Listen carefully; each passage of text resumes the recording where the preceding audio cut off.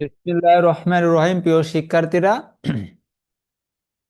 আমরা এখন আলোচনা করব চতুর্থ শ্রেণীর প্রাথমিক বিজ্ঞান বই অধ্যায় নাম্বার 1 পাঠ নাম্বার 2 উদ্ভিদের বৃদ্ধি নিয়ে। আসলে পার্ট নাম্বার 2 উদ্ভিদের বৃদ্ধি, এটা আমরা আসলে আলোচনা করার মাধ্যমে উদ্ভিদে আসলে কিভাবে বৃদ্ধি পায় সে সম্বন্ধে আমরা খুব ভালো করে অনেক কিছুই জানতে পারবো।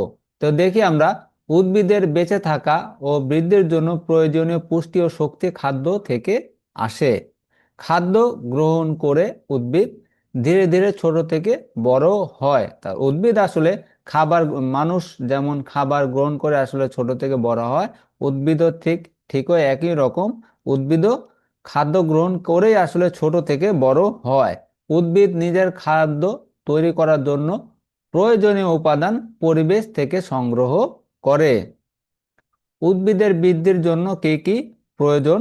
কাজ: উদ্ভিদের বৃদ্ধির জন্য প্রয়োজনীয় উপাদান খুঁজে বের করা। যা যা করতে হবে: চারা গাছ সহ 3টি টব তৈরি করি বা করতে হবে। নিচে দেখানো চিত্রের মতো করে টব 3টি সাজায়। টব 1, টব 2 সূর্যের আলোতে রাখি। টব 3 কাঠ বা মোটা কাগজে তৈরি বাক্সের সাহায্য ঢেকে দেই। টব 1 ব্যতীত টব 2 এবং টব 3 প্রতিদিন পানি দেয়।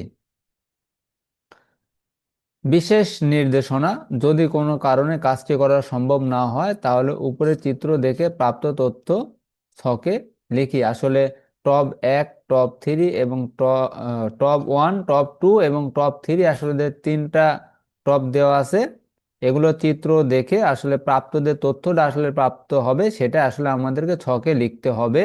কয়েক সপ্তাহ পর 3টি টবে চারা গাছ বৃদ্ধির তুলনা করি। 3টি টবের আসলে চারা গাছ তুলনা করে আমরা যে পর্যবেক্ষণ থেকে প্রাপ্ত তথ্য এ ছকে আসলে লিখতে হবে। 5 নাম্বার কাজ: শেষে যা পেলাম উপরে ছকে লিখি। কাজটি নিয়ে সহপাঠীদের সাথে আলোচনা করি।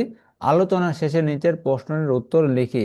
আসলে সহপাঠীদের আলোচনা শেষে নিচে আমাদের যে একটা প্রশ্ন দেওয়া আছে, উদ্ভিদের বৃদ্ধির জন্য কি কি উপাদান প্রয়োজন, এই ছকের মধ্যে আসলে সে উদ্ভিদের বৃদ্ধির জন্য কি কি প্রয়োজন তা লিখতে হবে। আসলে সার সংক্ষেপ, এবার আমরা সার সংক্ষেপ পড়ব।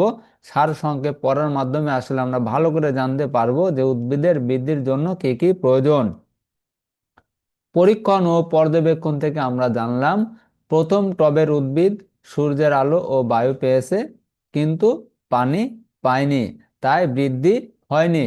দ্বিতীয় টবে সূর্যের আলো, বায়ু ও পানি পাওয়ায় উদ্ভিদটি ভালোভাবে বৃদ্ধি হয়েছে। তৃতীয় টবের উদ্ভিদ পানি পেয়েছে কিন্তু সূর্যের আলো, বায়ু না পাওয়ায় যথাযথ বৃদ্ধি পায়নি। অর্থাৎ সূর্যের আলো, বায়ু ও পানি না পেলে উদ্ভিদ যথাযথ বৃদ্ধি হয় না। তাহলে উদ্ভিদদের যথাযথ বৃদ্ধির জন্য কি প্রয়োজন? সূর্যের আলো, বায়ু ও পানি। এই তিনটির যে কোনো একটি যদি না পায় তাহলে উদ্ভিদ যথাযথ বৃদ্ধি পাবে না। উদ্ভিদের বৃদ্ধির জন্য সূর্যের আলো, পানি এবং বায়ু প্রয়োজন।